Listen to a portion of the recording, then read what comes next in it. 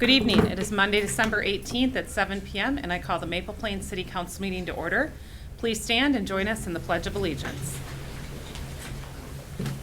I pledge allegiance to the flag of the United States of America and to the republic for which it stands, one nation, under God, indivisible, with liberty and justice for all.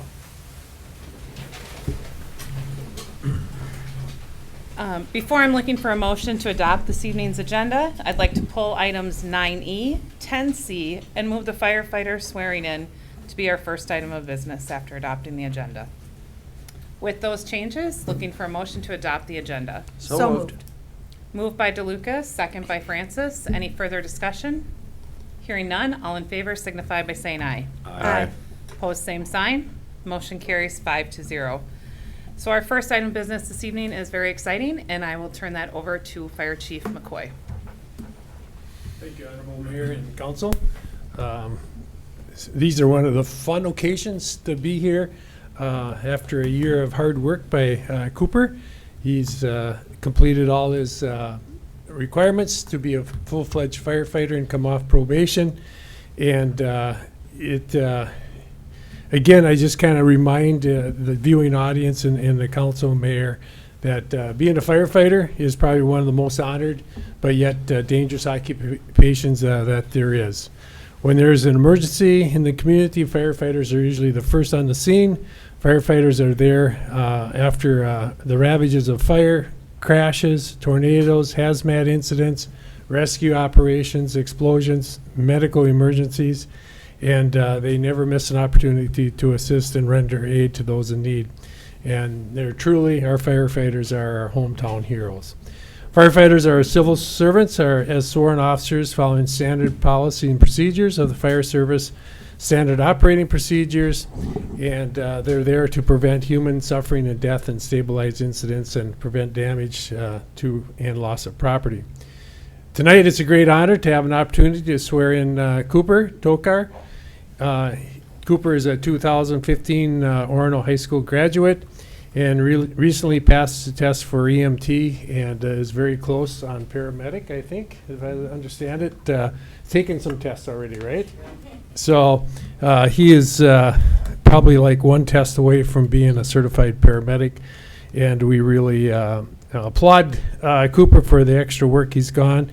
He came to the fire department with Firefighter 1, 2, and Hazmat already completed, so that was really nice on the budget. And again, Cooper was really motivated to become a firefighter and started his fire training long before he applied to become a firefighter. So again, Cooper, thank you for all your hard work, and you've been a blessing to have on our department. So if you want to come forward.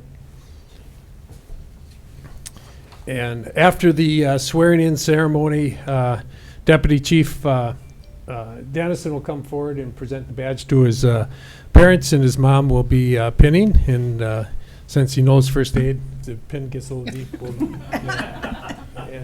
He's got the right shirt on. We have Captain Ed McGinty and Operations Chief Brad will present his helmet. So if you want to stand right up here, Cooper, and raise your right hand and face me and repeat after me. I, Cooper Tokar, I, Cooper Tokar, do solemnly swear that I will support and defend the Constitution of the United States of America I will support and defend the Constitution of the United States of America and the state of Minnesota against all enemies, and the state of Minnesota against all enemies, both foreign and domestic, for foreign and domestic, and I will faithfully and impartially discharge my duties and I will faithfully and impartially Discharge my duties as a firefighter of the Maple Plains Fire Department as a firefighter of the Maple Plains Fire Department under the appointment of the department according to the laws of Minnesota, under the appointment of the Department of the laws of America of Minnesota, of Minnesota, County of Hennepin, County of Hennepin, cities we serve, to the best of my skills to the best of my skills and abilities, and abilities, so help me God. so help me God. Thank you. You're officially sworn in. And now if we can have his parents, Nancy and Rick, come forward, and Nancy will do the honors of pinning the badge on Cooper.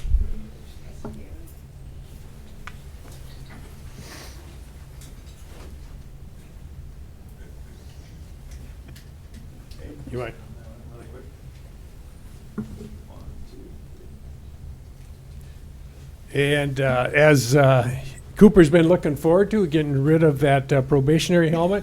And so if Brad and Eddie can come forward and present his official firefighter helmet and badge. So just real quickly, for a year of their probationary period, they have to wear the big ugly yellow tag. Signifies they're a rookie and have no idea what they're doing. So Cooper has officially upgraded to his new maple plain leather. Congratulations.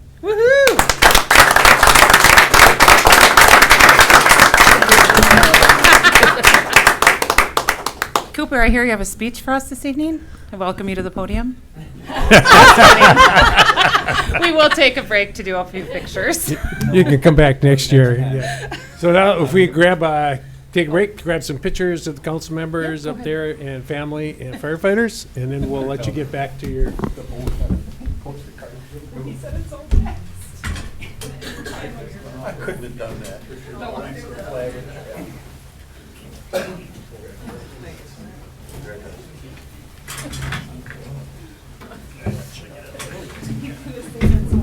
I'm feeling it for you, man. Yeah, no, I mean, it's just a good look on his face anyways. Congratulations.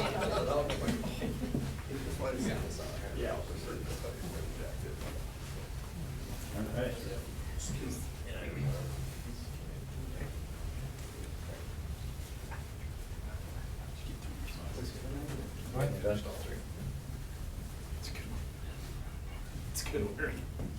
Surprised you're here. Any other pictures you want? You guys want? Will you send those to us? You want all Chiefs firefighters? in there too? Yep. Send her out.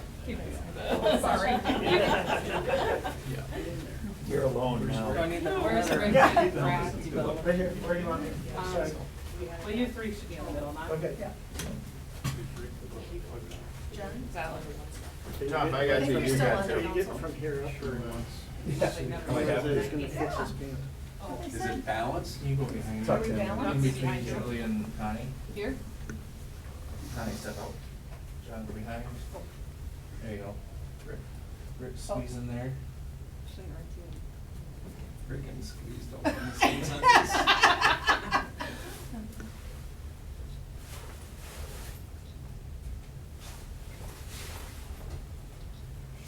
All right. Rick doesn't squeeze. That's gonna live on Facebook. Rick can squeeze in. Yep. Yeah. Pardon me? Get the firefighters in here.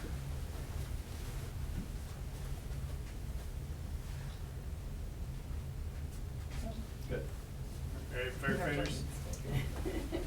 Sporting families. Everybody. You want me Did to- you see you wearing them? You need to take Oh, pictures. my hands were ice cold. You're gonna have to make two lines. Ed, do you want me to use your phone? So you have one on yours. Is it easy? Just turn it on. All right. roll. The air conditioner's running. You see? Yep. What's that? Yeah. Sounds cold in here. Tommy, you gotta move in, like go in front of the state flag. Well, that's like probably a swear word. Move over, Jess. There you go. All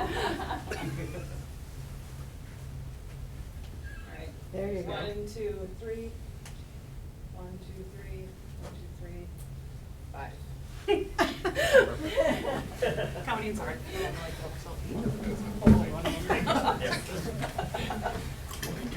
So Photoshop's worth it.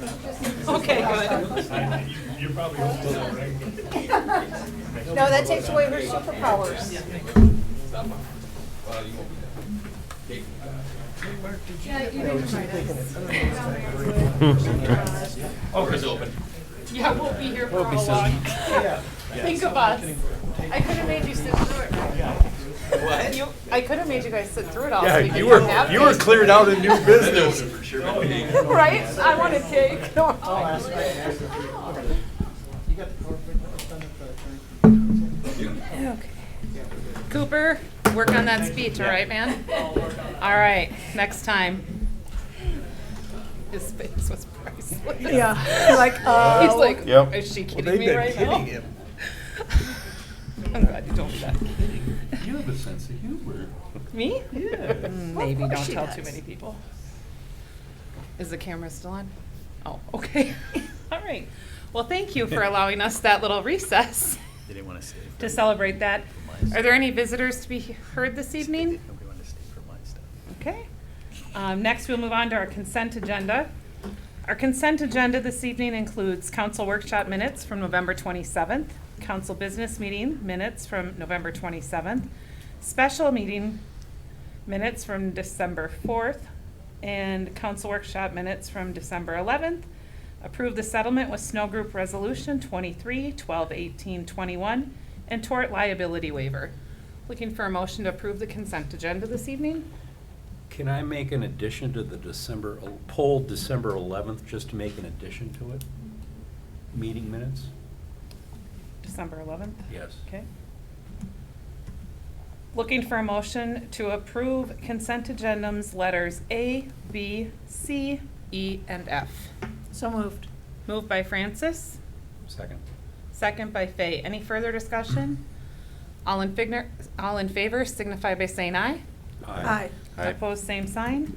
Okay, motion carries 5-0. We will go back to letter D, council workshop minutes from December 11th, and I'll turn that over to Councilmember Fay. 3A. Jacob, could you add there that, I'm not sure if it was Abby or Annika, but you can just put two of the representatives from the Department of Health offered their assistance in grant writing for the Phase 2 component of it? Yep. Thank you. Anything else, Councilmember Fay? No, ma'am. So with that clarification to the minutes for December 11th, I'm looking for a motion to approve those. I'll make that motion. Motion by Councilmember Fay, I'll second that motion. second by Councilmember Burek. Any further discussion? Hearing none, all in favor signify by saying aye. Aye. Aye. Opposed, same sign. Motion carries 5-0. Tonight, on our accounts payable, you'll see there are 4 accounts payable. This has been done intentionally. You'll see the note from Sharon that this was done to split up the batches in December and January to more easily create the accounting entries needed during the audit process. So we will be approving 4 accounts payable tonight. Administrator Colander, do I need a motion for each of those, or can I do them all as one if I say them out loud? I think you can do them all as one. Okay, so I am looking for a motion to approve accounts payable, which includes city bills 2023, $79,852.86.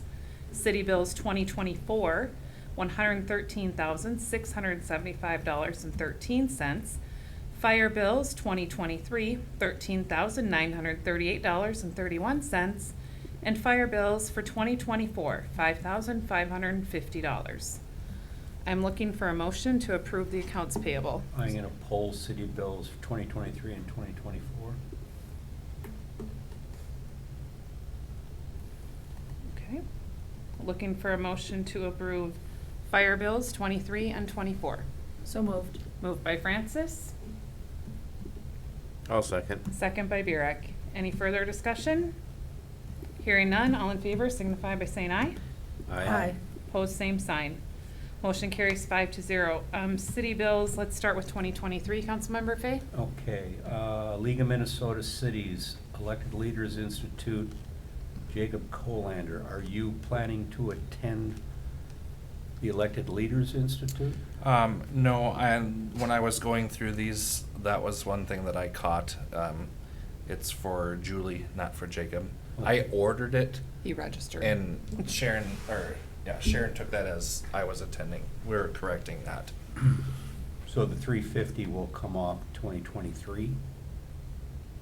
No, it'll be in there for. Oh, I see what you're saying. Well, if you 'Cause notice on 'cause it's for 2024, there's also a 2024. 350, but it doesn't have any name after it. So there's, between 2023 and 2024, there's 2 Elected Leaders Institute. Yep, I see that now. So That will be removed. both of them will be removed? The 2023. We'll keep the one 2023 in will be 2024. removed. Julie is going to 2024. Okay, and then, Mark, I'm glad you're here. Your invoice, Terramark invoicing for planning, Mm-hmm. what quarter is that for? Third. 3. 3? Thank you. That's all I had. All right, with that, are you willing to make a motion to approve city bills for? Absolutely, I'll make that motion. Motion on the table to approve city bills for 23 and 24 by Councilmember Fay. Looking for a second. Second. Second by Francis. Any further discussion? Hearing none, all in favor signify by saying aye. Aye. Aye. All right, motion, opposed? Motion carries 5-0. On our staff reports this evening, we have removed the fire department, as we did not receive an updated report. And we have reports in writing from our city planner, from West Hennepin Public Safety, our city engineer, Public Works, and Administration Finance. We do have both our planner, administration, and finance here, if either of you have anything you want to say, or if anyone has any questions. You removed fire for what reason? Because it was the November report that It we was already that- approved. No, October. Well, it was October, but we approved it at the November meeting. Yeah. Administrator Colander? Thank But you, Madam it's Mayor. So the fire statistics is November's numbers. I did confirm that. Yeah. Cause I compared them. The chief report itself is October's, not November's. So the, what do you call it? So then that shouldn't have been pulled The from the call, agenda. the call report, the only thing wrong on it is that he has October when it should say November. No. The whole report is what we did last month, the first page of it. The statistics are for November, correct? Just give me 1 second. I'm gonna. So the fire chief's report page is actually October. It is not November's. Correct. The statistical analysis is November's, but it says October at the top. He forgot to change that part, because I did compare the two. But we can pull it and pull the whole thing and do it right. Yeah, let's do it in That's fine. January, since I pulled it from the agenda Yeah, already okay. and we approved that. Sorry. All right, anyone have any questions for Mark or Jacob? Jacob, did you have anything you wanted to say, or? Okay, with that, I'm looking for a motion to receive staff reports A, B, C, D, and F. I'll make that motion. Motion by Councilmember Burak, Second. second by Councilmember DeLuca. Any further discussion? Hearing none, all in favor signify by saying aye. Aye. Aye. Opposed, same sign. All right, motion carries 5-0. Next, we'll move on to new business. Item B, Resolution 23-12-18-20, approving the final levy and budget.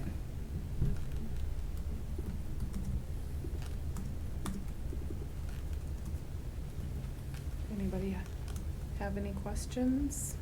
Mm-mm. Okay. Then looking for a motion to approve Resolution 23-12-18-20, approving our final levy and budget. So moved. Moved by DeLuca, I'll second. second by Burak. Any further discussion? Hearing none, all in favor signify by saying aye. Aye. Opposed, same sign. Motion carries 5-0. We pulled item 10C. We are now on 10D. Steeple and Main IUP approval with a resolution that is before us to consider tonight. And I'm going to turn that over to our planner. And the property owner is here as well. Thank you, Honorable Mayor and City Council members. Bringing to you tonight a consideration for an interim use permit for the property located at 5310 Main Street. This particular application is coming to you after being considered by the Planning Commission and the city holding a Planning Commission meeting to consider that. The applicant, Steeple on Main LLC, acquired this property a couple of years ago with the idea ultimately to host some small events in addition to their music recording business that they've been holding on the property. And so with that Staff has had a series of conversations with the property owners over the years about kind of process and what would be required, and tried to dig in a little bit on ultimately what the ask would be. The property itself is zoned mixed use downtown. It's guided mixed use by the comprehensive plan. It's about a 1/4 acre in overall size. And in looking at the city's ordinance related to the MUD zoning district, the city identified there's a handful of permitted uses that are somewhat close to but don't fully align with the ask for a small event center. The city noted that activity center, art studio, music studio, photographic studio, coffee shop, cigar bar, wine bar, similar gathering places are all permitted within the MUD. Conditional uses include theaters, convention halls, and then interim uses are uses allowed in other MU districts or uses that are considered similar as found by the council. And so with that, the staff's recommendation was to bring this forward as an interim use permit, which would allow for exactly what they're trying to use the property for without essentially memorializing that use against the property, noting that their business and what they're trying to do with this particular property is somewhat unique to them and them alone. So with that, city processes as an interim use and asks the applicant to provide us with information more specific to the types of use and how and where they would utilize this particular building. So what they landed on is through the interior design of this building, laying out the interior spaces, their architect provided the city with kind of a breakdown of occupancy analysis for the 2 floors of the building. On the left-hand side is the lower level room or story of the building, and then on the right-hand side is the upper level. I think as council understands or knows, this building was historically used as a church, was built as a church, and so there's a large gathering space on the first floor, that right-hand side of the screen, that would traditionally or historically had accommodated church use. And then on the lower level, there was some additional space. The applicant has really converted the majority of the space into their music recording studio business. There's kind of a full recording studio and a control room on the lower level, and then they utilize that upper level for certain recordings where they have a stage and then performances in that main event room or the main room. I note this kind of split use when you come in, and you can come into the main level. You have to go half stairs up or half a flight up or half a flight down to get to any of the uses. So the architect analyzed the proposed use and landed on a maximum occupancy of 75 people, and then laid out a kind of high level concept kind of seating plan if you were to hold events in here that had dining or formal seating. Showing that there's about 35 spaces in that in the main congregation area of the building, and so identified kind of a max occupancy, but also a kind of comfortable user occupancy.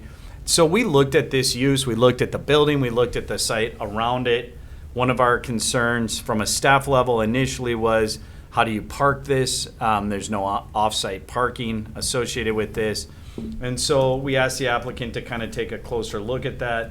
They came back with a little bit of a parking analysis that shows parking on street, both on to the west of the existing building, and then the majority of parking on Main Street, so Delano on the west and then Main Street to the south. And we noted that there is quite a bit of parking on the south side of the street, given that it's kind of a one-sided street on Main Street at that point. The railroad is on the south side. And so, on a day-to-day basis, there is some availability of parking.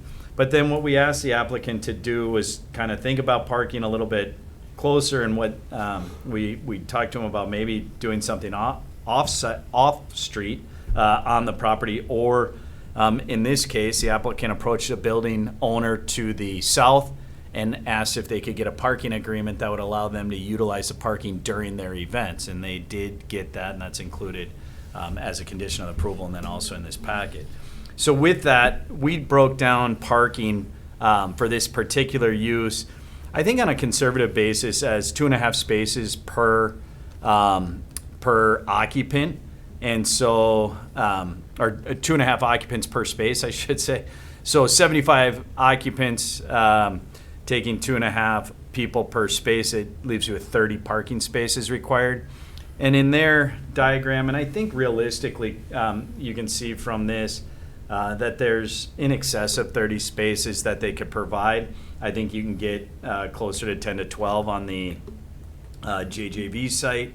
And so with that kind of shared parking agreement with their proposing, I think you can see that there's adequate parking, primarily because of the one-sided nature of Main Street in this particular case. So we talked also about the dedication of some accessible spaces. We noted that right in front of the building, there's the sidewalk that leads right to the front door. And so with that, we had recommended that the applicant look at, doing some kind of accessible space right out in front. They've agreed to do that. That will take a modification to the curb. That'll have to be reviewed and approved by the city. But ultimately, that's the closest location to getting into the building. We talked about noise and how that relates to the proposed use, noting that the city has noise ordinances in place. They'd be subject to all applicable noise ordinances. They're not asking for an exception to that. The applicant did go through in detail how they've soundproofed to a large part the inside spaces so that noise does not become an issue. I can note recording studio is a permitted use in this building. They've been operating that way for a couple of years now. The city has not received any complaints relating to noise. At the public hearing, one of the adjacent two to the west property owners who owns a multifamily building, she did speak at the public hearing and noted that she also had not heard any noise as an issue. She had a question on parking, but said that she hasn't experienced any issues relating to noise. And then lastly, we talked about the outside spaces, the outside space of the building. It's a fairly small building on this site, and there's a existing driveway parking area to the north, and then there's kind of a nice front lawn. We asked if there was any anticipated use of the outside space during the events, and it was noted by the applicant there was no intended use at this time. And so we just noted that at this time, any approval for this interim use does not include outdoor space. At some point in the future, the applicant said they might want to add some space outside, but that would either have to come back through the planning commission, city council as an amendment to the interim use, or if it was kind of just a subordinate space that wasn't really intended to house or to hold people during those events. So say like a little bench area or a little trellis with a bench or something like that where people could sit, but not necessarily congregate or kind of intensify or increase the use, that's something obviously we could look at. Planning Commission held a public hearing on the matter. Like I said, there was one property owner from 5354 Main Street East, that's just 2 to the west. She owns the multifamily building and just asked a question about parking and how it'd be regulated. She did note that a lot of the parking during the day is taken up by the landscape business that is directly across the street to the west on Delano. But it was noted that the majority of these events, maybe once to twice a week at max, would be held typically at night, would not conflict with the business use of the landscape company.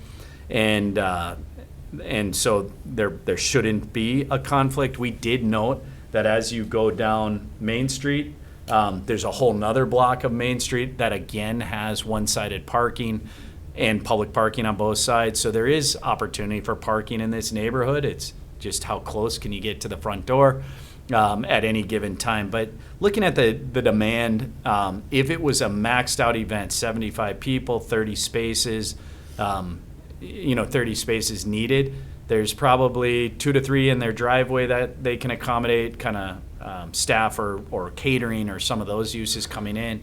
So really the 30 spaces I think is a pretty good count, and it seems like just given this location, given the historic use of the property as a church, clearly they would have had similar types of events or crowds. It seems like this side of town can accommodate or can handle the number of users that would attend a small event. Planning commissioners discussed it. They talked about just the frequency of events, noted 1 to 2 small events per week is kind of the max or peak. Commissioners noted 10 p.m. is the cutoff for loud noises.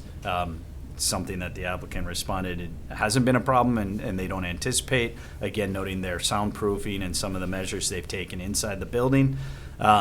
Commissioners discussed parking, noted that the private parking agreement really allowed them to get to the point where they thought this was reasonable. That parking agreement is subject, is a condition of the approval, so if that parking agreement goes away, the interim use permit does no longer functions and would be the grounds for revocation. And with that, planning commissioners thought that the criteria and standards in the ordinance for granting an IUP had been satisfied by the applicant and recommended approval to the city council. So with that, I'd be happy to answer any questions. Applicants here as well.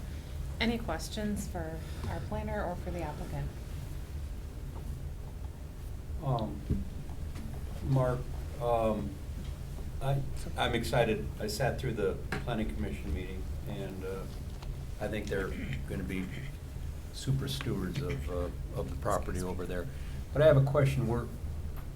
We're in the process of crafting an IUP for another business in town where we've created a stepped process of all the way up to revocation. Mm-hmm. And in your narrative, you stipulate that any violation of the terms and conditions would be an automatic revocation. And I'm wondering if we couldn't smooth it out a little bit. It seems a little harsh. And I don't want to be accused a day from now or a year from now of treating one business owner different than the other. Sure. Why wouldn't we incorporate into the terms and conditions the same model of stepped violations? If you violate, here's what happens. If you violate again, here's what happens. And Sure. Sorry. Go ahead. I think our goal is compliance from the beginning. Right.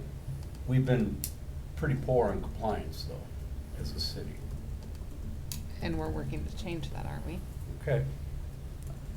I'm just trying to understand. I don't want to treat one business owner differently than the other. And we didn't tell one business owner, one strike, you violate it, you're done. We said, you violate it, here's the repercussions. You violate it again within this time period, here's the second repercussion. You violate it a third time, that's when we pull it. Instead of, and I'm just wondering. So you think this one should be the same? I do. And I'm fine with that. do I mean, that. we could amend the resolution to include the 3 steps. The same 3-step process. And just that use we the exact did. same 3 that have already been drafted, and I think you could recommend that as a condition. We could just add that to the resolution without necessarily having to bring that back. But I think that's fine. I think that's fair. I mean, that's kind of a new steps, that was created as a part of that other deal. And so, but if you wanted to apply it and we think that's the right thing, I'm totally good with that. Well, I think that we need to be clear, though, if we do that, then we're setting a precedent doing that forward. Because the other one, that was not, And I'm all about It's a- precedent setting. but Exactly. this was a very different circumstance, But the other one. But if we're going to be creating conditional use permits and interim use permits for businesses throughout the town, then the model should be the same. And I think there was at one point where we've been accused in the past of treating one business owner differently than the other. And all I'm saying is, a year from now, I don't want to be accused of treating one business owner differently than the other. It should be the same model. Mayor, would you like me to just read those so you guys can hear them, and then if you agree to that? That'd be a good idea. So the conditions that were in that, I'm just pulling these out of that other one. Throughout the duration of the IUP, the penalties for noncompliance will be as follows: $300 for the first violation, $400 for a second violation occurring within 1 year after the date of the first violation, and revocation of the IUP for a third violation occurring within 2 years after the date of the first violation. So that's the language in the, so That's if. the one I'm talking about. Now, in fairness, we have done this as a matter of course on our conditional use permits, so we have a similar schedule, albeit not the same. Correct. So you have done this before with conditional use permits. We've only granted one see. IUP in the city since 2013 that I've done. So it's not, we're not huge, we haven't done a lot of precedent in this regard, but if council would like to include that, we could simply add them as, where's my resolution? Whatever the last. It's J, and by the way. J. You need to, because you repeated A, B, and C again. My numbering didn't Yeah. work right. Yeah. So I can make those corrections, if the, oh yeah, FA, it did go. So I apologize. So it would be J. We read it. I wouldn't do that in public. Thank you. Well, autocorrect sometimes it's not so autocorrect. So just to clarify, what are the conditions that we're putting on the IUP? We've got the parking. Yep, so the interim use is subject to the applicant maintaining parking. They shall make all requisite improvements to the curb sidewalk at Main Street to provide for the accessible parking spaces. The city, at its discretion, may require the applicant to provide additional signage on Main Street and Delano if determined necessary due to parking issues that arise. So I put that in there. I think the applicants are okay with that idea that if we start just having kind of mass chaos, that we might dictate some signage directing people Of for what? the Steeple on Main parking building. So that's a condition. And then no events greater than 75 occupants permitted, that's a condition. Now that's also in the building code, but we're covering it as part of this zoning. And then the hours of operation shall be limited to those permitted under city ordinance. That way, if city ordinance changes, they're subject to that. There isn't an exception being granted. And then no outdoor seating allowed. So Okay. then on top of that, the last one would then include this kind of graduated scale that just says throughout the duration of the IUP, penalties for noncompliance are, and then we just spell those three strikes. Or you could substitute it where B is. Yes. Maybe that's the right way to do it, is just say, I would probably keep B and I would just put then maybe a sub B under B, if that's okay. That's fine. Okay. It's because I don't expect it to happen, but I think any violation would be more complaint-based versus the city doing an annual inspection of the IUP. Absolutely. You know, someone's gonna call and say, man, it's midnight. I gotta get up in the morning and, there's music. Well, you're in violation of the. The noise. The noise ordinance. or the Yeah. time frame, noise ordinance, But Councilmember. again, I don't expect that to happen. I loved your presentation. I have a question then. Would this then replace the temporary Okay, nature hold- of the IUP? No. So how do we determine what that temporary duration is? Because I think It's that's- your, Okay, I yeah. need to have him come to the Yeah. podium, and can we wait? Yeah. Well, I'm gonna let council go first with all their questions, and then we'll invite you to the podium for clarifications before. Councilmember DeLuca was next. Mark, the applicant didn't sign the application fee statement on the app. Have all fees been paid, and is he okay with certifying that he will pay all those fees? Yes, he paid the application fee and the escrow as well. Okay. And so, Mayor, if you want, I can, on the interim use, so the interim use permit will expire upon the conveyance of the property or the sale or cessation of the business Steeple on Main LLC. So as long as the business owns it or the ownership continues to own it, the IUP is in standing. If you ever sell the business or you sell the building, then the IUP no longer, that's when it would cease. Now, somebody could always come back and buy the business with the idea that they want to obtain their own IUP. They'd have that, but it gives the city the discretion then to decide, has it been working? Were there any issues? How do you address those issues? Which is why I brought up would that be instead of Okay. the. I still need you to come to the microphone because then you're not on camera. Yeah, sorry. Thank you, Michael. Yeah, my question pertains directly to that because should we want to choose in the future to sell this business, I think that would be a key part of the value of the business.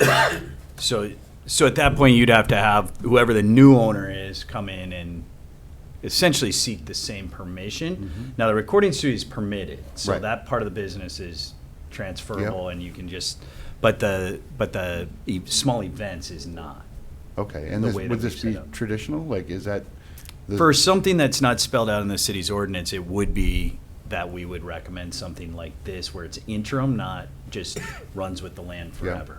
Okay, because my thought would be that, if there had been complaints before that point, that would also cure that, right? Or if Yeah, the I mean, new if owner you has operated complaints- for, 2-3 years and no complaints and no issues, I mean, I think then to come back and ask the city to make it either permanent or to Oh, okay. do something like that would obviously have a better Yeah. kind Yep, of history I'm then. totally comfortable Yeah. with that. I think that, I don't foresee any complaints or anything, so I think, and I also don't foresee us selling this place in the next couple of years. I'm thinking 15, 20 years down the road kind of thing. Right. And I think by that point, we will have established our benefit to the community and probably be able to take care of that, so. That was my only concern. And Michael, while you're at the podium, just to clarify then, with the 3-step change, you're okay with that? Yeah, Okay. I would consider that better. Oh, me too, but- Just, by the chance that we do have a violation, I wouldn't want to be on such precarious grounds of just at the whim of that, have the whole thing canceled, I'd way rather be able to address that issue and make sure that it doesn't happen again, so. Great. Any other questions for Michael from the council? Administrator Colander. Thank you, Madam Mayor. Mark, I do have a question on number A. The interim use permit will be reviewed annually by the city to ensure compliance. Is this something that we have to take council action on every year, or just if we're not having issues, it continues? It's our standard language. It's in the ordinance though, so we just keep adding it. But technically, we should be doing an annual inspection of all our IUP, CUPs. Cities vary on the frequency of that, but we just state that it will be done. And it's really on us to do it.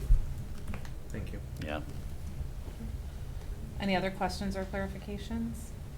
Right, do you have any other questions or clarifications? You're in Well, I made the agreement? presentation to the planning commission, Yep. and most of you guys I've met or dealt with at some point, so I think you all know what's going on with it, and I think we can just move ahead.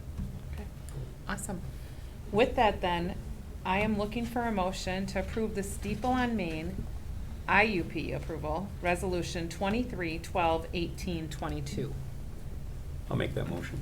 Moved by Councilmember Fay, I'll second that motion. second by Councilmember Burek. Any further discussion or other questions? Hearing none, all in favor signify by saying aye. Aye. Opposed, same sign. Motion carries 5-0. Thank you for being here tonight. Yes, thank you. Right, next item of business this evening is our downtown redevelopment purchase agreement. And again, I will turn this over to our city planner. Thank you, Honorable Mayor and council members. I'm bringing before you tonight a purchase agreement for consideration of entering into this agreement with an entity which, Maple Development LLC, which is interested in developing the lot or the vacant piece of property that the city owns, along with 5210 Main Street in downtown. The city has met with the development group for this particular project over the last 3 to 4 months with the idea of ultimately trying to put together a agreement that we could move forward with that would, 1, secure the property for the developer, and then 2, provide some terms relating to the redevelopment of that property as stipulated by the city. And so the city negotiated with the developer terms that revolve around kind of some funding pieces, one being the use of tax increment financing for the development. And in this particular case, the applicant has asked the city for consideration of tax increment financing.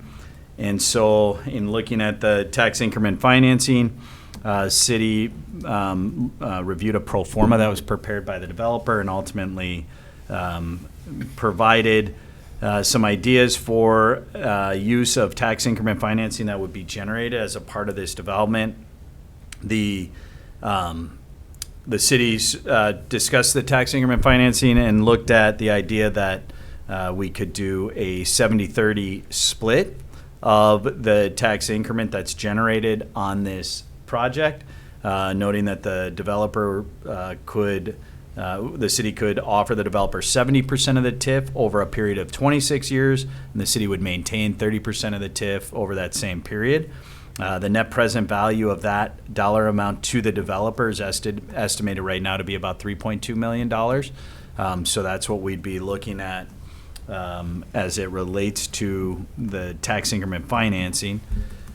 In exchange, the developer would construct a 100-unit market rate apartment building with 8,700 square feet of first floor retail space.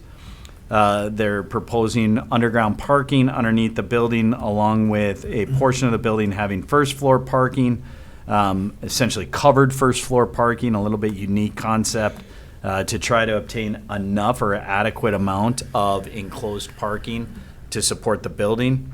The site plan is going to pop up here in a second.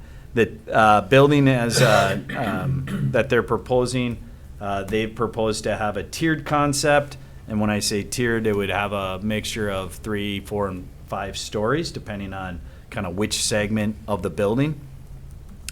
In order to accommodate that portion of the building, they've aligned the building so that the focal point, or the front, if you will, of the building is on Main Street. There's kind of a side leg on Maple, and then they've oriented the parking to be to the north side of the building. And so with that concept, let me see if I can pull it up here.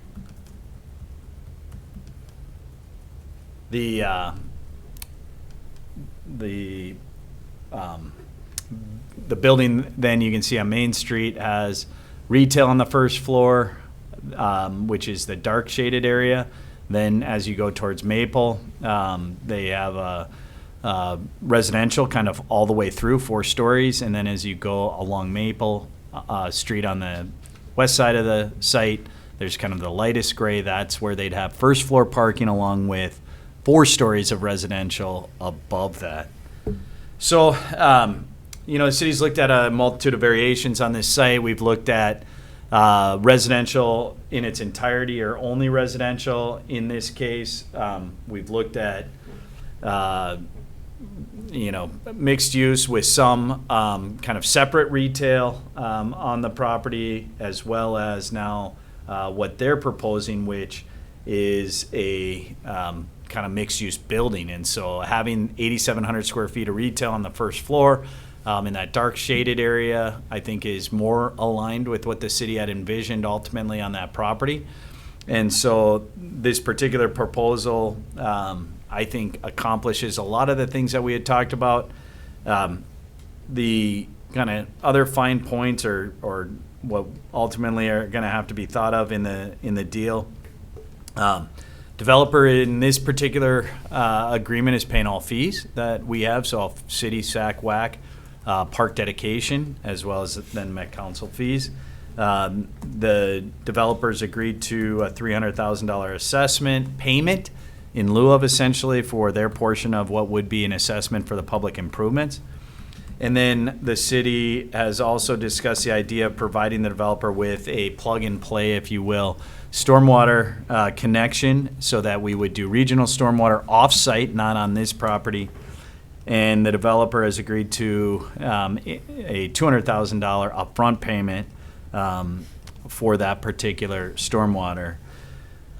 The development agreement purchase agreement that's in front of you really provides the developer with 9 months of due diligence time for $5,000 of escrow that's applicable, or payable, essentially can be applied towards the purchase price of the property, and then an additional 3 months for an additional $10,000. If they get to that point, they could ask for an extension. It really then ties up the land for a year.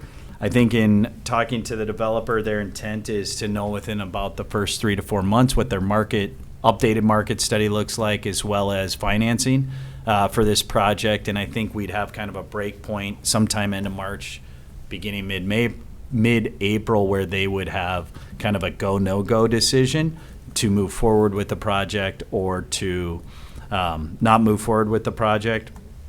The city would want to wait until that time period before we did any other work, but some of the things that the city has to do, one is we'd have to establish a tax increment financing district. So there's preparation and timing involved with that. And then we'd have to do a phase 2 environmental study on this property along with a response action plan. That phase 2 we've talked about a bunch of times. It's really specific to the project that's coming forward. So you typically want to wait till you have a project in hand to do that, because you want to tie the response action plan to the actual proposal rather than doing it kind of in a vacuum or based on a concept, because if you're off or if it's wrong, you'd have to amend it and then kind of redo it. So in this particular case, this particular agreement would give the developer a due diligence period. There's a whole list of things that they'd have to perform on ultimately. There's a whole list of other approvals that the city would have to grant. By agreeing to a purchase agreement, you're not agreeing to any of the approvals. So they'd have to go through full entitlement, planning, land use zoning. They'd have to go through full TIF, and you'd ultimately have to approve tax increment financing on this particular property, and then you'd have to get through the rest of the phase 2 environmental and response action plan. And so with that, I just laid out a little bit on the anticipated next steps timeline. The developer, if this were approved, the developer would initiate their market study along with verification of their financing. City would just confirm timing on the phase 2 environmental, but really wait until we had a go-to. The city would have to seal the well on that particular property. Again, we'd want to understand cost, have an idea of what's involved, but not make that determination until we're a little bit further along. And then we would develop a tax increment financing calendar for creation of that district. We'd show what those dates are, what kind of those key or critical dates are. The other piece that's somewhat of a big piece is initiation of a feasibility study associated with the public improvements for Main and Maple. We, in talking to the engineer and talking to the developer, I think with the kind of best case scenario in this project is that they would commence construction sometime late summer, early fall, best case scenario of 2024. Which would bring them to a project completion sometime in either late 25 or early 26. It's about a 12 to 18 month build on a project like this. And so with that timeline, I think we can say that we could do the feasibility in 2024 with the idea that we could construct a public improvement project in 2025 that aligns with their construction, not necessarily comes before or comes after, but kind of aligns with what they're doing. And in talking to the engineer, just given the access to this site, we could maintain access into the property from Bud throughout the entirety of a construction project, and we could work on Main Maple. I think that 25 aligns pretty well, doesn't kind of take away, doesn't conflict with the project. So with that, I think that you're looking at, best case, end of summer, beginning of fall, commencement on this project. Could always go a little bit earlier, could always go a little bit later, but I think that's kind of a safe best case scenario. And so this purchase agreement that's in front of you, it sets this up. It does tie the land up for this particular development group, allows them to do some due diligence. And for the city standpoint, we're kind of in a holding pattern for a couple of months after if we were to approve it, to give them time to do kind of their next step on this, knowing that they, can put some resources to it because they've got the security of the purchase agreement in place. I'd be happy to go into any other details, Scott. I talked to him just before this meeting. If we have any legal questions, he'd be happy to answer those. But he was the one who drafted this, and Tammy was the one who did the initial estimate on the tax increment financing. I'll note that the EDA reviewed this and recommended approval to the City Council. So, Any questions? I do. Okay, Councilmember Fay. Imagine this, Mark, they have to do with financial. yeah, Yeah. I'm ready. You're ready. Yeah, it was just a best estimate, but you estimated the regional stormwater system to be around $200,000. Now I read it's like $425,000. Yeah, so, I'll give you the detail.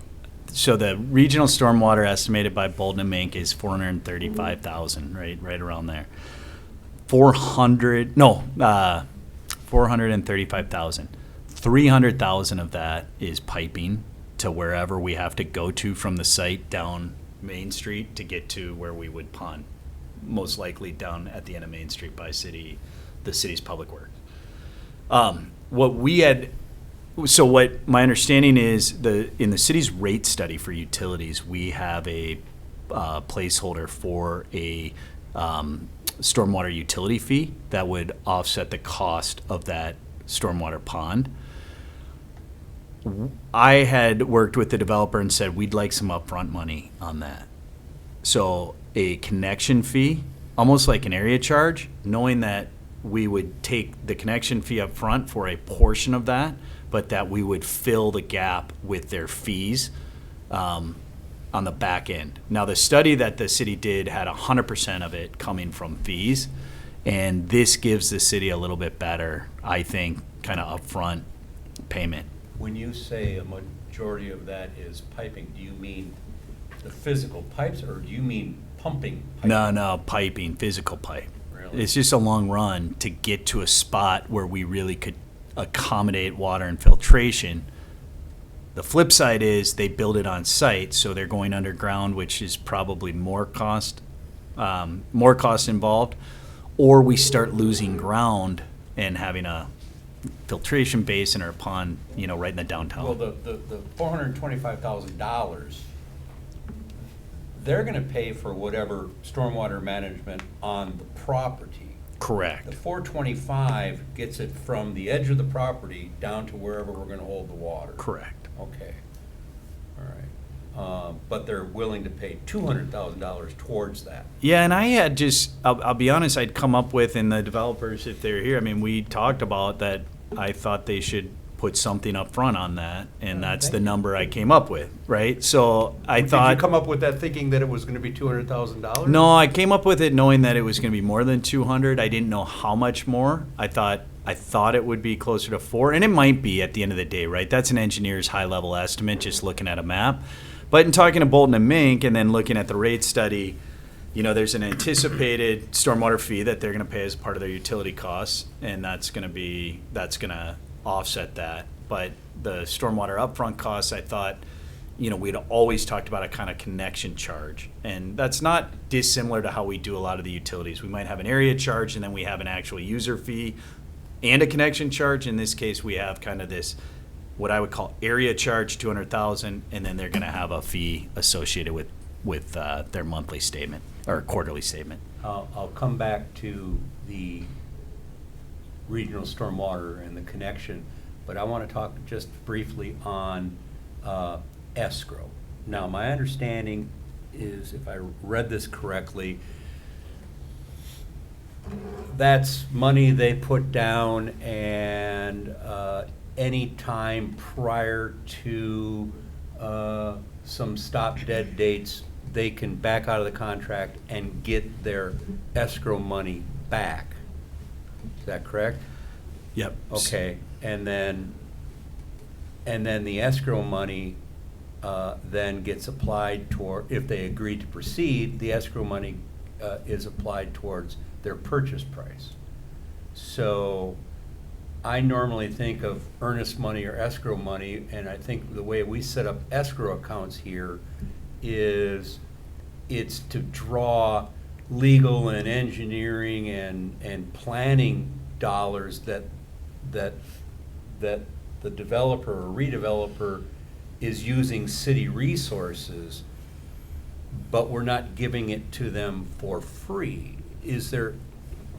That's not how this escrow money works, and we have nothing in there to be reimbursed for any engineering or legal or planning. Yeah. Is that correct? Yeah, no. So the intent of the escrow is really just in the purchase agreement. Yeah. So this is an attorney. Why even do it?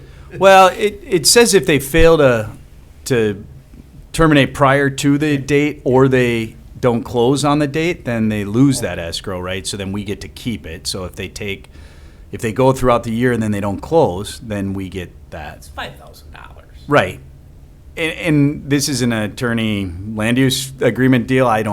The escrow for the city, so upon execution of this, we are going to require that the developer submit a development application. And then you get. That's going to be our escrow to pay That's what my it is, fees, yeah. Scott's fees. Okay. The question was asked, could we retroactively, and I don't know that we could probably bill backwards, but I do think on the TIF side, and Tammy and I didn't get to this point. I talked to her about a different project the other day, but I do think there's a period of time where we could reimburse a city for certain expenses associated with the TIF and kind of some of this downtown redevelopment. And so there might be a way to recoup some of your dollars in the TIF if we get to the point where we establish the TIF.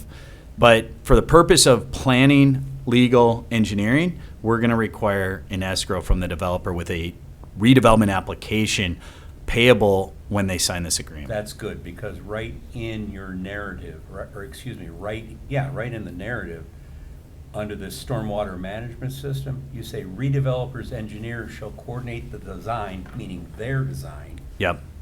of the stormwater management system with city engineer, which means now our engineer is involved with their engineer, but when they put the post-development agreement, when they start applying for permits and things of that nature, that's when we would establish a means to escrow dollars so that we're not paying for engineering. There's kind of two pieces I look at. One is just this kind of high-level planning and information gathering kind of discussion that's going to, if we approve this, there's going to be meetings and things that have to happen and some coordination.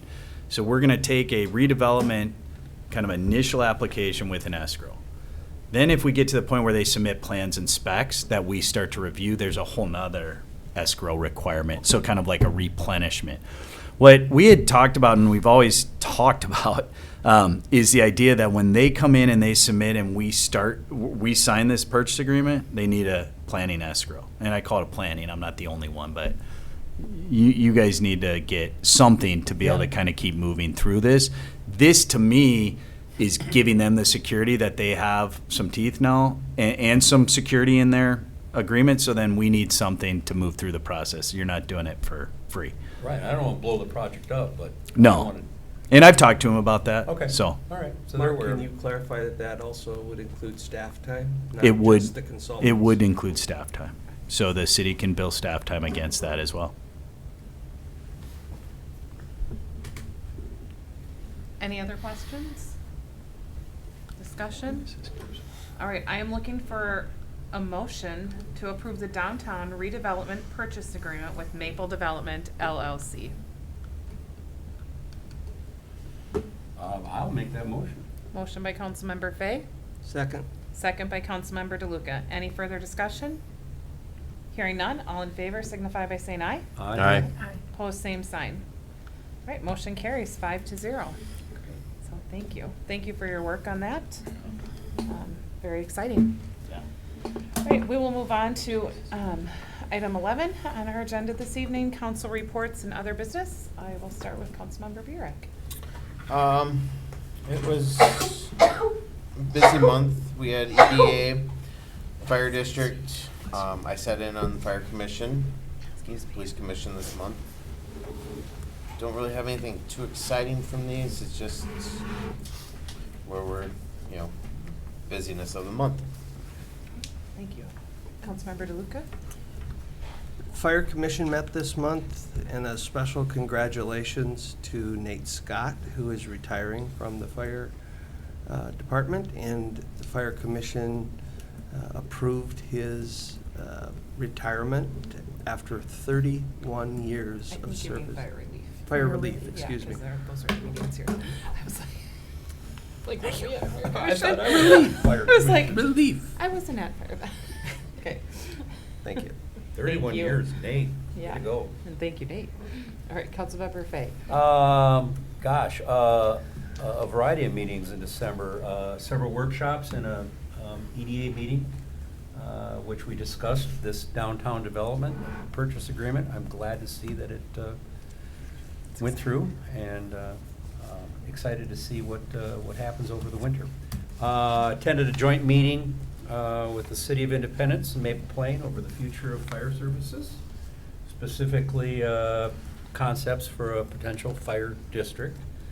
That meeting was followed by a special fire commission meeting, which we approved the purchase, or the ordering at least, of a new grass fire rig. I expect to see that at every public appearance once the weather gets nice again next year, because it's not nearly as intimidating as the MRAP. It's gonna take a while to get it, so don't get too excited. Tonight's business meeting will be followed next week by a special meeting, which we're gonna approve muni code books. And been attending Rotary, and we have our annual holiday party a week from Thursday. Mayor and I will be attending that. And a highlight at Rotary last week was our administrator. Oh, I forgot. That's Since right. you're hitting Rotary for us, came and was our speaker, so it was fun to show him off and listen to him speak a little bit and introduce himself, and look forward to introducing him to some key community people and building those relationships. That's fun. Yeah, thanks for joining us. All right, Councilmember Francis. Okay, started off the month with a special meeting, and then a couple days later, Planning Commission, where the Planning Commission heard about Steeple on Main. Great things are gonna be happening there. It's a really neat place. So I'm looking forward to visiting to see their setup. Attended workshops, EDA, 2 fire relief meetings. There will be the fire department is purchasing a Lucas 3 machine,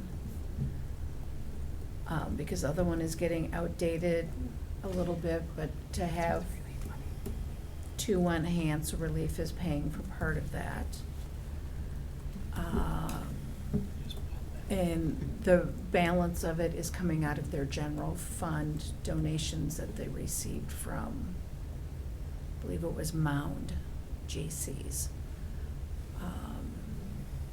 Let's see, what else? Attended the West Hennepin Chamber of Commerce Christmas potluck, and all the delicious, yummy foods that were shared. It was a fun time. And attended the joint council meeting. And that's about it. Yeah, it has been a busy month, and we still have a few meetings next week. I was able to attend the Personnel Advisory Committee meeting. We're just looking at staffing and restructuring and getting things on track for 2024. Was able to attend the Download Senior Center. They continue to grow, continue to serve Maple Plains, so that's super exciting. My term on the board there will end in March. Would love to get another representative from Maple Plain to serve on that board. So if you or anyone you know is interested, let me know or reach out to Nick at the Senior Center. Attended an Optimist Club meeting. They're looking at starting one in our area, so if anyone is passionate about that or wants to learn more about the potential of having an Optimist Club in our area, reach out again. Administrator Colander and I met with Greg and Chad from People Service to continue to talk about our working relationship and work in the city. So I was able to attend RCM, and we met at a different location for our December meeting, and that was very nice. And we heard our speaker was Commissioner Matt Volek from How Deed Delivers from Minnesota, and then also building the new economy and growth in the MSP area, and that was President and CEO Peter Frosch. So those were fun. Just informative to hear about things going on, in and around our county and area. Let's see, we talked about fire, chamber. I was able to attend the Orono Healthy Youth meeting. Again, just build those relationships between the school and the city. They are very appreciative and grateful for the rental ordinance that Maple Plain has enacted, and appreciate the council's diligence with that, so wanted to pass along those thanks. There's a new Orno group that is all grant provided called the Youth Collaborative that is working on being proactive with mental health and just different things going on that youth and families are facing in the area. So we're grateful for that grant. Was able to attend a Highway 12 meeting with MnDOT and then the cities of Independence and Delno, looking for continued funding and advocacy for more improvements along Highway 12. And yeah, it's been busy with joint council, EDA, special meeting next week, and lots of different things going on. Was also able to attend the View Santa, which is one of my favorites. I have attended that since I was a child. So it's super fun, and I love how they've incorporated now helping other people in the community. They collected a ton of food and money, so I don't know if you saw the article in the Laker Pioneer, but there's a great picture in there also on the police, West Hennepin Public Safety's Facebook page, so check that out. So thank you to the reserves and the police officers for doing that. And then congratulations to Cooper Tokar, the newest Maple Plain firefighter that we swore in tonight, and just want to echo the thanks to outgoing firefighter Nate Scott for 30-plus years of service. So it takes a lot of people and a lot of staff in our city, so we're grateful to all of our staff and consultants as well. And I just want to wish everyone a happy holiday season and to stay safe out there. So, any other business to come before us this evening? Hearing none, looking for a motion to adjourn. So moved. Moved by Francis, Second. second by Virak. All in favor? Aye. Opposed, same sign. Meeting's adjourned at 8:12.